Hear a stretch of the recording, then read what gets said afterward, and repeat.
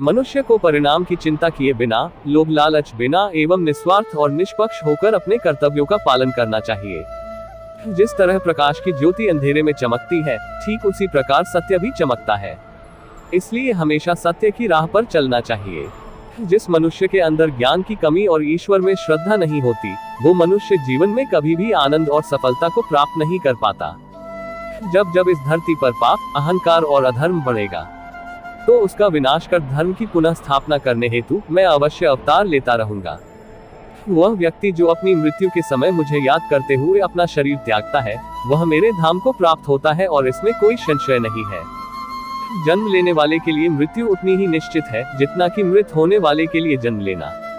इसलिए जो अपरिहार्य है उस पर शोक मत करो। वह जो वास्तविकता में मेरे उत्कृष्ट जन्म और गतिविधियों को समझता है, वह शरीर त्यागने के बाद पुनः जन्म नहीं लेता और मेरे धाम को प्राप्त होता है। जो होने वाला है वो होकर ही रहता है और जो नहीं होने वाला वह कभी नहीं होता। ऐसा निश्चय जिनकी बुद्धि में होता है, उन्हें चिंता कभी नहीं सताती है।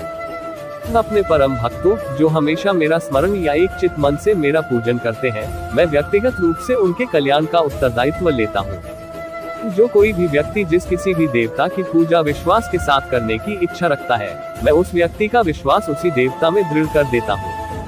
अच्छे कर्म करने के बावजूद भी लोग केवल आपकी बुराइयां ही याद रखेंगे, इसलिए लोग क्या कहते हैं इस पर ध्यान मत दो, तुम अपना कर्म करते रहो। मानव कल्याण ही भगवत गीता का प्रमुख उद्देश्य है। इसलिए मनुष्य को अपने कर्तव्यों का पालन करते समय मानव कल्याण को प्राथमिकता देना चाहिए। इतिहास कहता है कि कल सुख था, विज्ञान कहता है कि कल सुख होगा, लेकिन धर्म कहता है कि अगर मन सच्चा और दिल अच्छा हो तो हर रोज सुख होगा। क्रोध से भ्रम पैदा होता है, भ्रम से बुद्धि व्यग्र होती है, जब बुद्धि व्यग्र होती है तब तर्क नष्ट हो जाता है, जब तर्क नष्ट होता है तब व्यक्ति का पतन हो जाता है।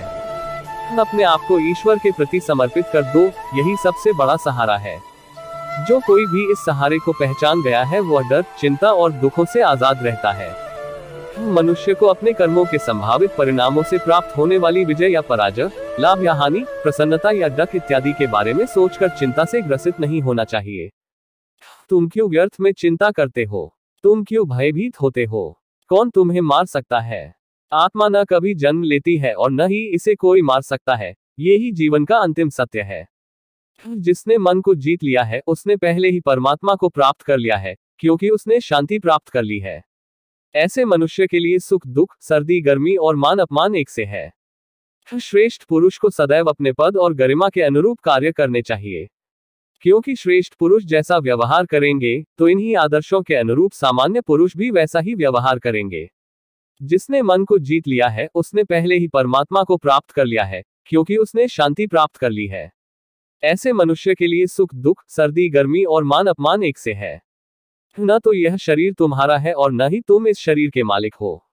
यह शरीर 5 तत्वों से बना है, आग, जल, वायु, पृथ्वी और आकाश। एक दिन यह शरीर इन्हीं 5 तत्वों में विलीन हो जाएगा। मनुष्य का मन इंद्रियों के चक्रव्यूह के कारण भ्रमित रहता है, जो वासना, लालच, आलस्य जैसी बुरी आदतों से ग्रसित हो जाता है। इसलिए मनुष्य का अपने मन एवं आत्मा पर पूर्ण नियंत्रण होना चाहिए। मनुष्य को अपने धर्म के अनुसार कर्म करना चाहिए, जैसे विद्यार्थी का धर्म विद्या प्राप्त करना, सैनिक का धर्म देश की रक्षा करना आदि। जिस मानव का जो कर्तव्य है, उसे वह कर्तव्य पूर्ण करना चाहिए। मैं सभी प्राणियों को एक समान रूप से देखता हूँ, मेरे लिए ना कोई कम प्रिय है ना ही ज्यादा। लेकिन जो मनुष्य मेरी प्रेमपूर्वक आराधना करते हैं, वो मेरे भीतर रहते हैं और मैं उनके जीवन में आता हूँ। तुम्हारा क्या गया जो तुम रोते हो? तुम क्या लाए थे जो तुमने खो दिया? तुमने क्या पैदा किया था जो नष्ट हो गया? तुमने जो लिया यहीं से लिया, जो दिया यहीं पर दिया। जो आज तुम्हारा है, कल किसी और का होगा, क्योंकि परिवर्तन ही संसार का नियम है। जो मनुष्य जिस प्रकार से ईश्वर का स्मरण करता है, उसी के अनुसार ईश्वर उसे फल देते हैं। कंस ने श्री कृष्ण को सदैव मृत्यु के लिए स्मरण किया, तो श्री कृष्ण ने भी कंस को मृत्यु प्रदान की। अतः परमात्मा को उसी रूप में स्मरण करना चाहिए जिस रूप में मानव उन्हें पाना चाहता है। ऐसी ही वीडियो पाने के लिए चंद्र को सब्सक्राइब करें, वीडियो को लाइक करें। धन्यवाद।